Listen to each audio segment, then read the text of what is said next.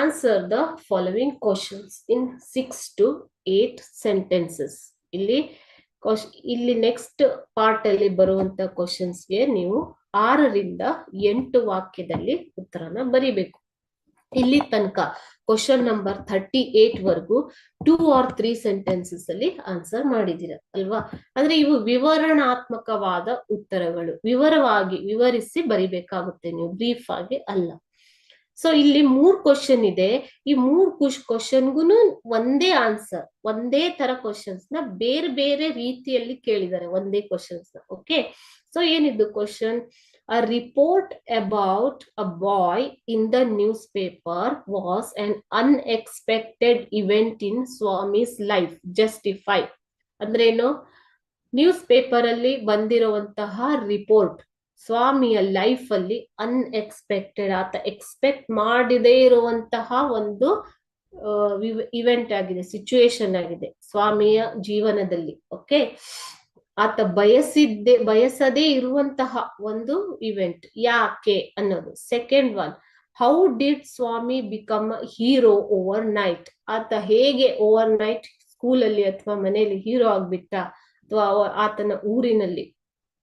How was Swami successful in fulfilling the intention of his father to prove his courage?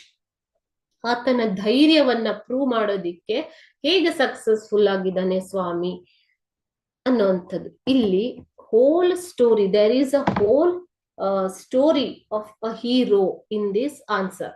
Okay, from the beginning you have to write, you have to briefly explain this in 6 or 8 sentences. Means you are reading the lesson, you have understood the lesson. Okay, whatever you have understood in the lesson, that you have to explain briefly. See here, I will read it once. The newspaper carried a report about a village lord who had fought bravely against a tiger.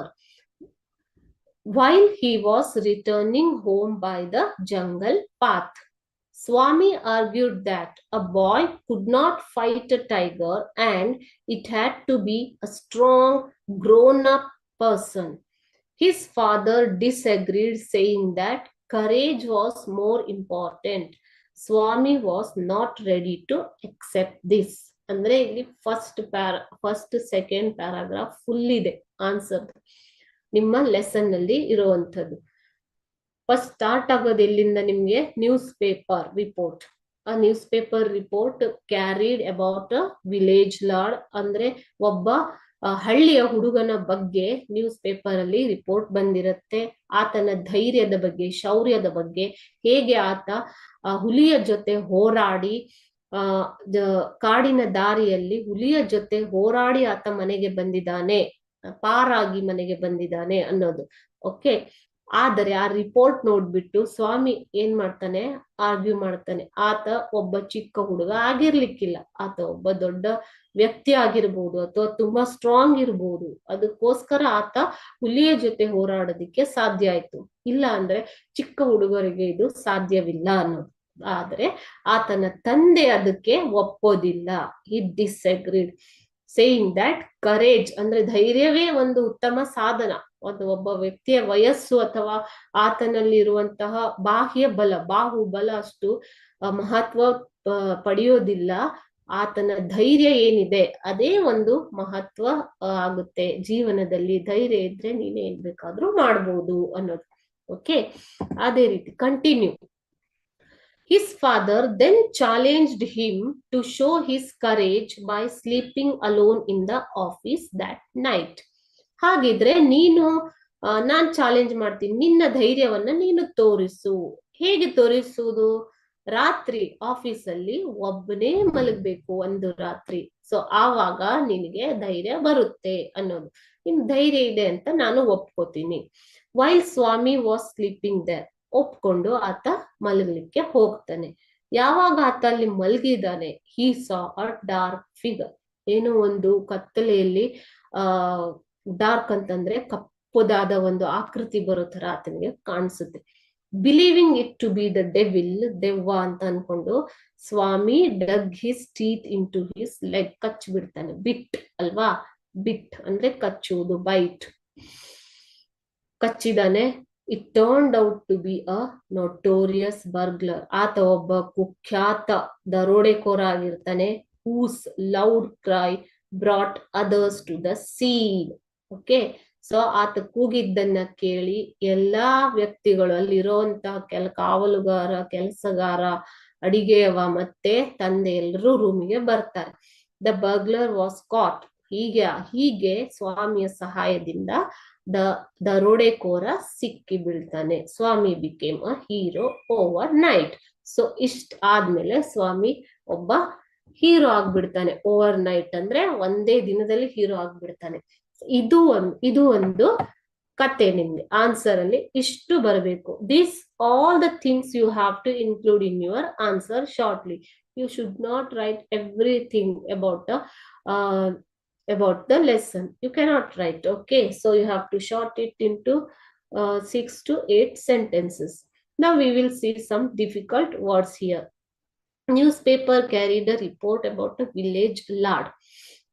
Fought ಅಂತಂದ್ರೇನು? Fight. Fight the past tense fought. ಬ್ರೇವ್ಲಿ, ಧೈರ್ಯವಾಗಿ. Okay, ಶೌರ್ಯ. Brave ಅಂತಂದ್ರೇನು? ಶೌರ್ಯ. Against a tiger while he was returning home. Argue means ವಾದ, ವಿವಾದ ಮಾಡ್ತಾನೆ ಸ್ವಾಮಿ. He could not fight the tiger. It had to be a strong grown person. But his father disagreed ಅಂದ್ರೆ ಒಪ್ಪದೇ ಇರುವುದು.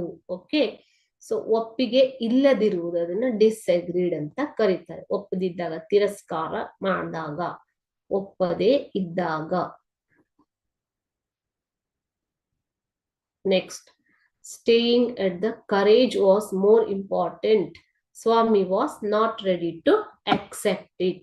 Accept ಅಂದ್ರೆ ಒಪ್ಪಿಕೊಳ್ಳುವುದು.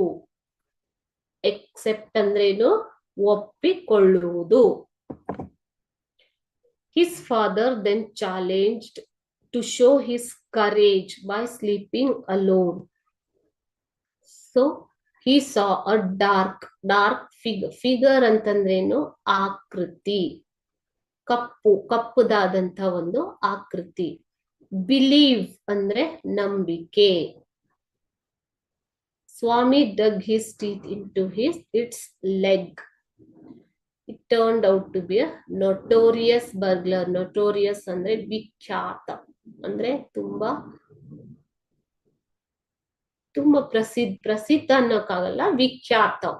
ಕುಖ್ಯಾತ ರೌಡಿ ಅಂತಾರಲ್ವಾ, ಅದೇ ತರ ಕುಖ್ಯಾತ ದರೋಡೆಕೋರ, ಕುಖ್ಯಾತ. Whose loud cry brought others to the scene. Okay,